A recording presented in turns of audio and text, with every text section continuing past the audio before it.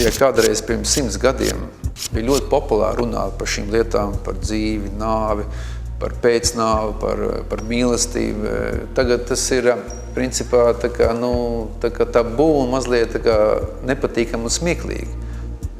Bet toreiz par seksu bija vispār aizliegts runāt, bet tagad ir otrādi. Visi runā par apakšveņu, par seksu, par visu atļautību, bet nerunā par tām lietām.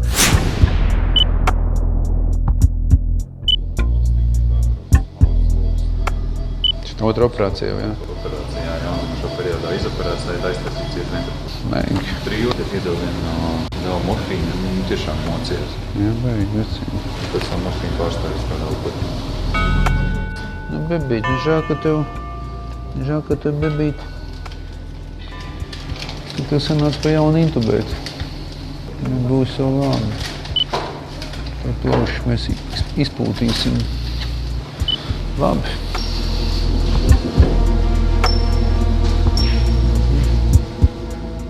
Ja varētu teikt, ar ko tad mēs cīnamies, ar slimību vai ar nāvi, nu, tas ir teikts tāpat kā varētu teikt, ka cukurs ir salds, kas bija pa priekšu saldums vai cukurs. Un tāpēc teikt tā, ka tikko cilvēks piedzimst, viņš jau sāk mirt automātiski. Un šāda filozofija nav nevienam patīkama. Un tas ir normāli, ka cilvēki arī par to nedomā. Par to jāsāk domāt, tad, kad varbūt tas process notiek jau šī slimība kā tāda. Bet jāsaprot to, ka dzīvība neslimo. Slimo olbaltumi. Kas te pa sitskaita ir? Šitiem ir tāda sarežģīta sitskaita. Dubulta attiešana no labā ventrīkuma. Dabi asinsvadu attiet no labā ventrīkuma, viņi turklāt transponēti. Un vēl ir aortas loga hipoplāzija. Tas viss tik vienā etapā. Vienā etapā, jā? Jā. Tad viņi sakot, izšūv tādu no tur, kur iedomājies, ja te ir labais kambers, te ir divi asinsvadi, te ir kreisais kambers. Viņi izšūv tādu tuneli, kas aiziet uz aortu. Traķīriski. Ja mēs saprotam, ka dzīvība nav tikai olbaltums, tad jautājums, kas ar ko cīnās, kas ar ko slimo. Un tāpēc ir milzīgi daudz jaunu zināšanas, kas liek mums pārskatīt un optimizēt šo ideju, jo beigās taču kaut kā tā kā jānomirst ir. Tas ir kā no patīkama tēma, bet ne jau ir jācīnās ar kaut ko. Cīņa vienmēr pastiprina pret to, ko tu cīnies. Tie ir tādi smagi likumi. Un tāpēc ir svarīgi nevis cīnīties, bet apzināties.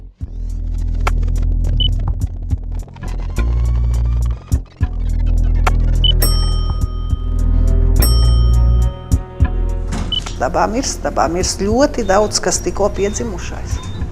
Arī tā tas ir. Tas ir ļoti skumji, nehumāni ar cilvēku acīm skatoties, bet dzīvības ritums tāds ir kosmosā. Kur ir dzīvība, turpat blakus kopā ir nāve.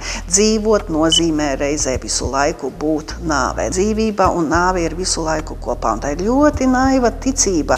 Drīzāk tas ir bijums vai bailes vispār padomāt, ka būs nāve. Cik viņam gāja, tu teici? 0,4. Daudz. Очень много лекарств получает. И очень хорошие лекарства. Очень дорогие лекарства. 1 миллилитр 500 лат стоит. Но это очень хорошее лекарство.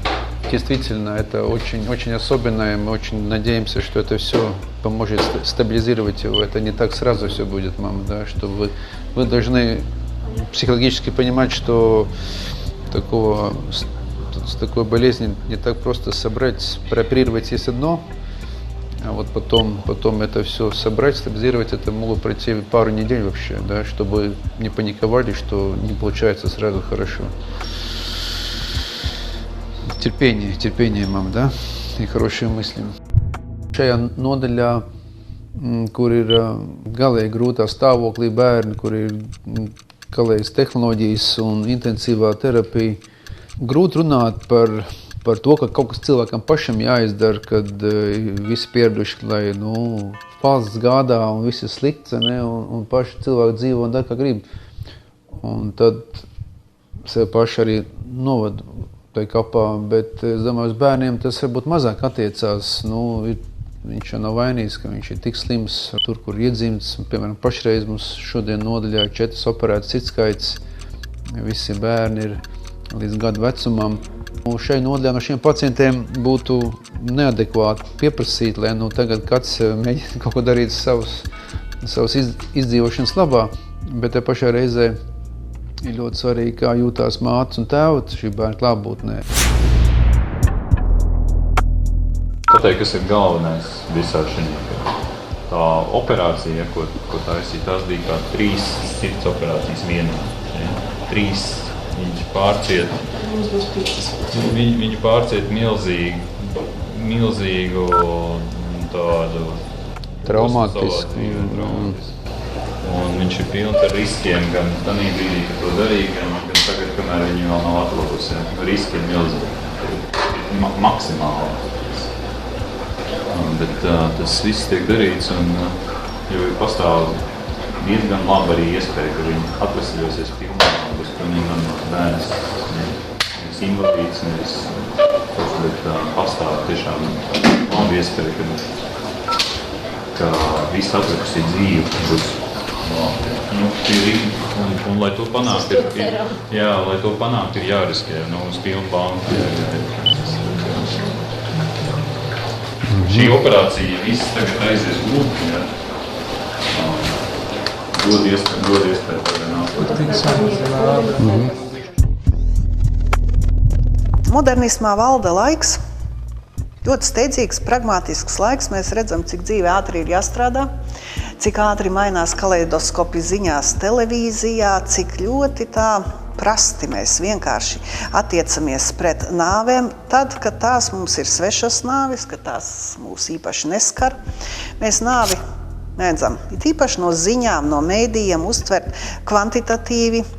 Arī šobrīd mēs skatāmies, piemēram, Ukrainā, to viņu Maidanu. Man tā šķiet, ka mēs gribētu, lai Ukraina ir eiropeiska.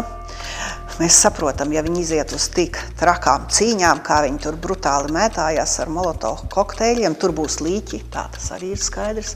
Bet tad, kad sāk skaitīt šos mirušos, 4 beigti, tā kā maz, priekš viņu revolūcijas būs 40 beigti. Mēs uz nāvi skatāmies ļoti bieži kvantitatīvi, tātad, kvantitatīvi. Nevar jau prasīt no cilvēkiem, lai attiecībā pret svešu nāvi, ukraiņu puiku, mēs izjustu empātiju, zinātu viņu mammu, tas nav iespējams, vai ne? Tas nav iespējams, bet arvien vairāk ar šo masu komunikācijas laikmetu iedibinās mūsu domāšanā tāda mazliet ciniska attieksme pret nāvi. Saslimstība ar gripu turpina palielināties, 2 cilvēki miruši no komplikācijām, bet Austrālijā, kuras ziemeļaustrumus piemeklējuši spēcīgi plūdi, plūdos dzīvību zaudējuši 4 cilvēki. Gvatemalas tiesa nolēmusi, ka bijušais diktators Efrains Rios Monts ir jātiesā par genocīdu saistībā ar vairāk nekā 1500 indiāņu noslapkavošanu. Meksikas ziemeļos kādā akā atrasti 12 cilvēku līķi. Janukoviča paraksts zem dekrēta par ārkārtas stāvokļa ieviešanu ir paraksts zem dekrēta par 100 cilvēku nošaušanu, par varas kara uzsākšanu pret pašu tautu. Līdzjūtība, tā ir zinātne, par ko runāja Rīgā arī viņa svētība Dalai Lama, kad līdzjūtība principā ir ideāla tabletīte mūsu psihoneiroimunoloģijai. Nekas nav labāks mūsu veselībai, kā praktizēt līdzjūtību, vienotību un iekšēju savu prāta tīrību.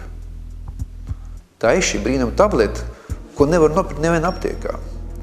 Bet viņi var mācīties pašam radīt, pašam sintezēt. Tā ir mūsu prāta sintēze, kas nepieciešama šīs apziņas stāvokļa radīšanai.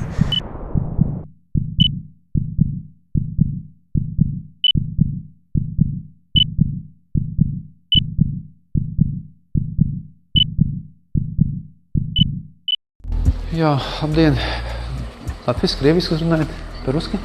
Я доктор Клявы Петерис сегодня принял дежурство, только что доктор Рейнес Балмакс передал. Значит, температура, она может подпрыгивать с первых дней. Мы, конечно, тоже контролируем антибиотики, контролируем посев крови, чтобы знать, какие антибиотики давать. Мы, понимаете, мы не можем изменить то, что было.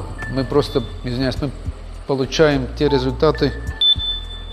Я скажу доктору сейчас, извините. Jā, Ivar. Čau, es te vecākiem. Ir 4 bērni. 3 viņi intubēti, visi tie kardioķirurģiskie ir. Te viens bija ekstubēts un pa jaunu Reinas nointubēja, tur atelektāzi. Un tā kā, skaties, tu man īsti vajadzīgs neesi, bet ja tu gribi, tad tu brauc, protams. Davai, jo 3 intubēti viņi ir, davai. Es atvainojos. Да, мамочка, так что,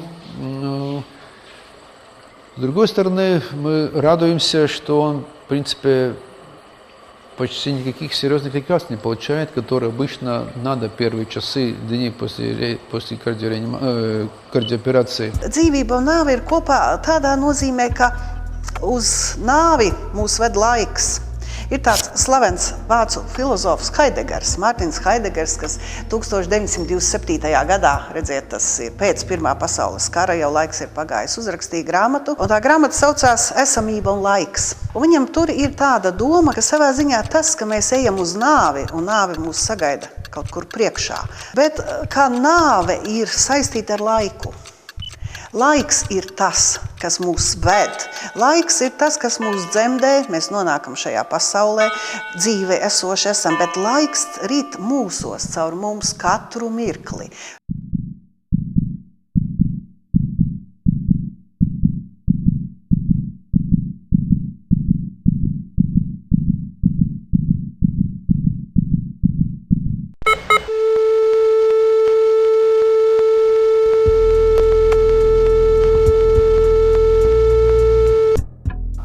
Un Haidegeram ir arī vēl viena ļoti lieliska doma, ko viņš saka. Briesmīgi izklausās. Esamība nāves priekšā nevienu nevar iepriecināt, jo tad iznāk, ka viss, ko tu dari, ir galīgs, pazūdošs un vispār jau nevērtīgs. Kāpēc mēs rakstam grāmatas, kaut ko izveidojam mēbeles un bruģējam ielas un aizējam paši no visa tā, nomirstam. Haidegera doma ir tāda, ka tieši tas, ka mēs esam cilvēki, kā esamība nāves priekšā, iedod dzīvē jēgu. Nevis tas, ka mēs esam piedzimuši, ka mums tā pragmatiski labi veicās, iestājamies skolā, augstskolā, mums ir labs darbs, esam baņķieri, tas skaitās parasti labi veicās. Haidegers saka savādāk, jā, tā ir parastā dzīve, tās ir tādas utilitāras, pragmatiskas, alkas, jā, tāda mēs esam, cilvēki grib labu māju, grib mašīnu, protams, ka grib. Bet paskatoties uz šo te dimensiju, mēs esam galīgas būtnes, mēs esam laikā, tieši tas laiks, tas galīgums iedod dzīvei jēgu. Ir jāskatās tālāk.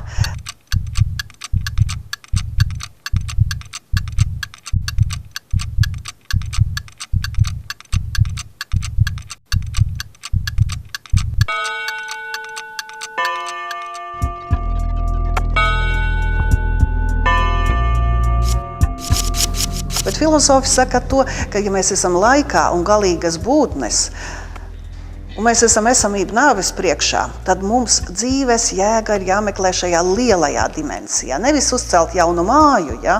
Bet tas mans dzīves ritums, lai viņš piepildās ar jēgu, ar tās jēgas apliecinājumu katru brīdi, lai es nerīkojos pretdabiski, lai es neesmu stulbs, noziedzīgs un pretīgs citiem. Ja? Jēgu uzstādīt nevis uz kāda panākuma iegūšanu, ja? Bet jēgu uzstādīt tajā lielajā dimensijā. Mēs esam galīgi, mēs mirsim, un mums ir šīs te miršanas dēļ, mums ir jāmeklē jēgas attaisnojums savā dzīvē.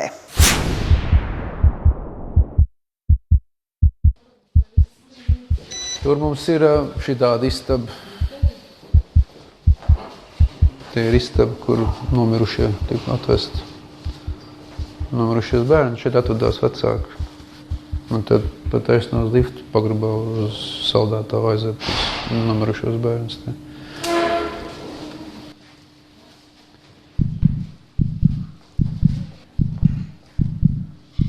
Nu jā. Tā ir, kā saka, asaristaba. Un tad vēl nemācīties par nāvu, tad jābūt idiotam, to visu redzot. redzot to visu, tad tu runā nesen 15-gadīga meitene. Mēs tā runājamies, viņa sēž kultā. Pēc 3 sekundēm viņa nomirdā uzreiz, ja trombs norāvās. Jocien. Tad tu runā, skaties televizoru, iedod telefonu, mammai pazvan. Gāda beidz. Un kur ir cilvēks? Kur viņš ir? Kur viņš palīk tas cilvēks? Tas ir savādi, kad cilvēki par to neinteresējas, kas tas viss ir dzīve, kas ir nāve, kas ir jēga. Tāda baiļu vergi cilvēki ir. Un tāpēc ir tik svarīgi, manuprāt, tas, par ko mēs runājam, par šīm zināšanām, ka cilvēks mācās redzēt, kā ir pasaulē patiesībā, kā pasaule patiesībā ir uzbūvēta, kā pasaulē notiek lietas, kas ir pārējoši, un lai cilvēki iemācās, vienā tas ir grūti, neraudāt par to, ka beigusies ir izrādam cilvēkam, tam aktierim, bet aktieri viss kārtībā. Jo tie milzīgi daudzie ziņojumi, tūkstošiem, ko ir uzklājuši psihologi, psihiatri, reanimatologi, kad cilvēks stāsta, kas notiek tajā laikā, kad mēs pārējam, kaut vai tādas atziņas, ka 200 sievietes intervētas, kas ir miruši dzemdībās un atdzīvināts. Viņām pat nav gribējis pie saviem bērniem nākt atpakaļ. Pat nevar skaļi stāstīt. Lai cilvēki netaisīt masveida aiziešanas kaut kādas. Ne? Jāpadara, kas ir jāpadara. Un nav nekas labāk, kā piedzimt cilvēku ķermenī, lai attīstītos garīgi, saka daudz svētie raksti. Tāpēc šīs tikšanās ar cilvēkiem, kas ir atdzīvināti, lasīt grāmatas, ko pētījuši zinātnieki, ko rakstījuši rakstnieki, kuri fakti, tas mazliet to cilvēka prātu remdina un stāsta, ka to viss nebeidzās. Vienalga paliek šķiršanās sāpe. Tas varbūt būtu egoistisks sāpe. Bet ir tāds informatīvi, intelektuāls mierinājums, kad tā būtne, tā būtība, tā dvēsele nav beigusies. Tas ir ļoti svarīgi. Un svarīgi saprast to, ka viņi nepieder tev. Viņi pieder milzīgai, gudrai sistēmai, kāds viss notiek.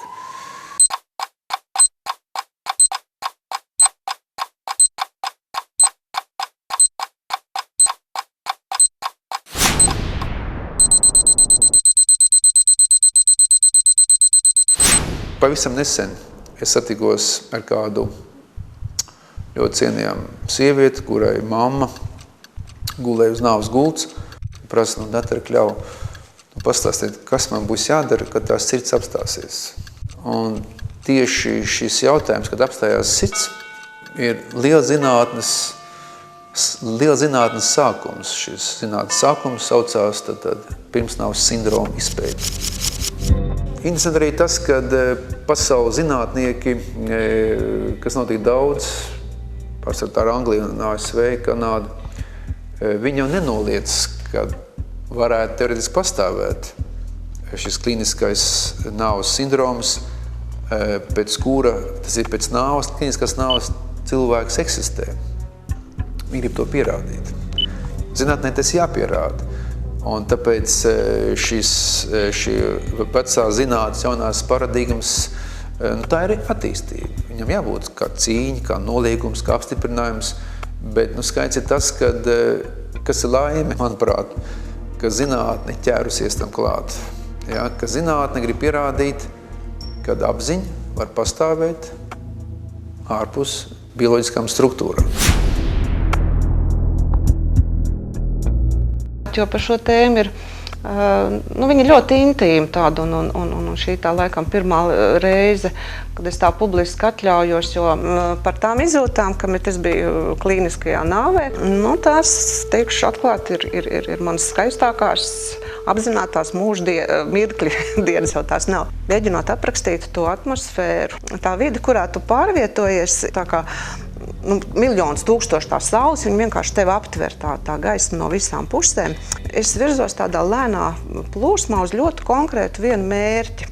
Tā vieta, uz ko tu virzies, tevi tik ļoti pievelk, ka tu vienkārši saproti, ka tur tai telpā tu tur neplivināsies ne pa labi, ne pa kreisi, bet tieši tur, kur tevi aicina tā saukts.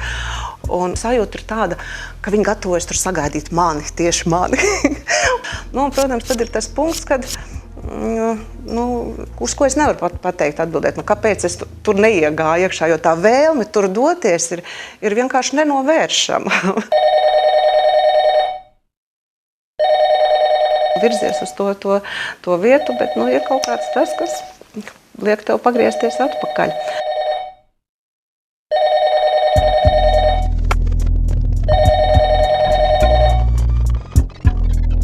Tā sajūta, ka tu atgriezies atpakaļ, ir tāda maza bērna apbižota sajūta.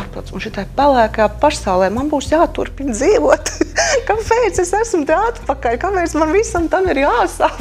Kāpēc es nevaru atvērt tās durvis un palikt tur? Un tāds kā lielais jautājums stāv, kad ja mēs arī pierādam, ja man kāds uzklaus un pieļauj to domu, ka jā, ir tā dzīve, kur mēs turpināsim, tad kāpēc tas solis uz turieni katram ir tik ļoti dažādāks? Piemēram, ir ļoti daudz, 7 teorijas ir radītas, kas notiek tad, kad cilvēks pamet šo pasauli. Pārsvarā tie psihiatri radījuši, un tās teorijas visas saistītas ar smadzeņu, ķīmisku darbību un fenomenu interpretāciju, ka tos brīnums, ko mēs redzam tajā brīdī, kad mēs ejam ārā no ķermeņa, to nodrošina viss šis olbaltums, smadzeņu ķīmiskā darbība. Ir milzīgi liela opozīcija. Piemēram, kādreiz kāda kundze Southamptons universitātē bija 12 minūtes kliniskajā nāvē, viņa tika atdzīvināta, pie viņas atnāk kāda māsiņa, kas piedalījās reanimācijā, un tā kundze saka, cienījamo māsiņu, jūs būtu tik laipni atnest man apakaļ tās protēzes, ko reanimācijas laikā jums dakteris tāds un tāds lika izņemt ārā, jo viņš viņas varēs salauzt tajā brīdī, kad viņš intubēja to pacientu. Jūs ainesat tās protēzes tajā stāvā, 5. tajā palātā, tajā skapītī. Atnesiet man lūdzu apakaļ, es gribu paēst. Tā māsiņa, protams, nokrīt bāli. Bet kā jūs to visu redzējāt? Es redzēju to no malas. Un tātad zinātnē ir svarīgi, kad tieši modernā zinātne, mūsdienu augstākais inteliģences pārstāv spēja nofiksēt šādas vērtības, izpratnes vērtību par realitāti, par dzīvi nav ļoti zinātniski, ļoti augsts psiholoģiski, transcendentāli. Tad jauns laikmets pasaulē ienācis, ka šīs lietas tiek kustinātas, ka viņas tiek apzinātas, ka viņas tiek mācītas, viņas tiek pētītas.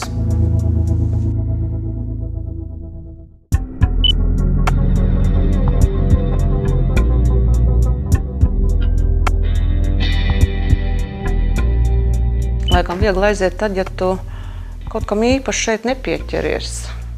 Un tas ir tā kā bērnu arī citi saka, vai, ko man tur bērns? Es, piemēram, savus bērns ar vienmēr esmu ļoti brīvi laiduši dzīvē, jo viņi jau man nepieder, viņi ir atnākuši dzīvot savu dzīvi. Un tas, kad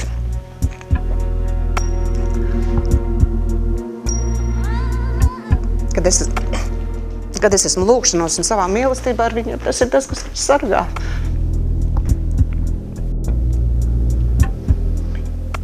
Vairāk laikam mēs šajā dzīvē nevaram iegūt kā tikai kaut kādu tādu ārkārtīgu, kaut kādu kopības un piederības sajūtu. Jo tas ir, man liekas, tas, ko es teicu, kad tu aizej līdz tajā vietā, ja, kad tu tur esi gaidīts, tu zini, ka tu esi savējais, vai ne, un tur neinteresē ne tavs sabiedriskais stāvoklis, ne tas, kā tu esi šeit dzīvojis, ne ko tu esi šeit atstājis. Jā.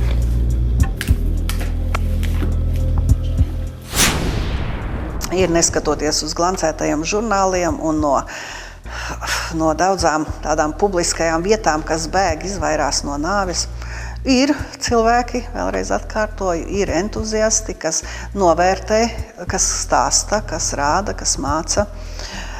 Runāt ne tikai par dzīvību, par progresu, par sekmēm un panākumiem, bet kas māca to visu skatīties laika, nāves dimensijā, ja, nebaidot, ja, bet esot stipriem, stoiciskiem, izturīgiem un cienot nāvi. Nevis funkcionējot, cik man īpašumā paliks, vai ka man tagad brīva štata vieta, vai kad, kā tas ir pragmatiski. šad un tad, ja? Bet cienot nāvi kā dzīvības, katra mirkļa dzīvības reālu sastāvdaļu un cienot nāvi kā to parādību, ka laiks ir nāve. Mēs esam laika formula brauc ļoti ātri, ātrāk par F1, noteikti ātrāk, un nāve visu laiku ir klātesoša. Bet dzīvība un nāve lielā mērā ir viens un tas pats, un tas, kas mūs gaida ar aiziešanu, ir kulminācija. Ja? Ir šīs te piedzimšana kā viena kulminācija, izejot no nāves, kurā mēs jau esam bijuši, tā ir kulminācija, tā ir gaisma, tā ir potencialitātes atraisīšanās. Ja? Mēs esam ieradušies šajā pasaulē.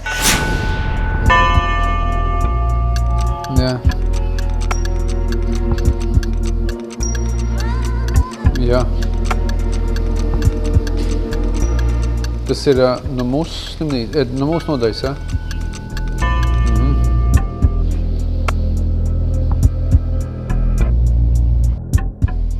Nu jā, tad iedot to almerāli, cik viņam kilogramu 25, 30. Nu tad vienu kubu, bet zini, intravenozi. Jā, intravenozi atšķaida uz 5 kubiem, ielaidu tur minūtes laikā intravenozi, tā lai nepārsniedz.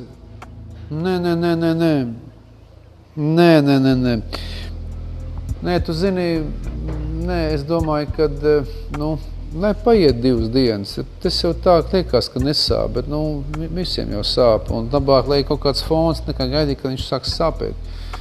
Tad jau tas ir mazliet tikai pa vēlu ir. Lai paiet, tas sestdien, svētdien. Labi? Jā? Nu labi, čau, jā.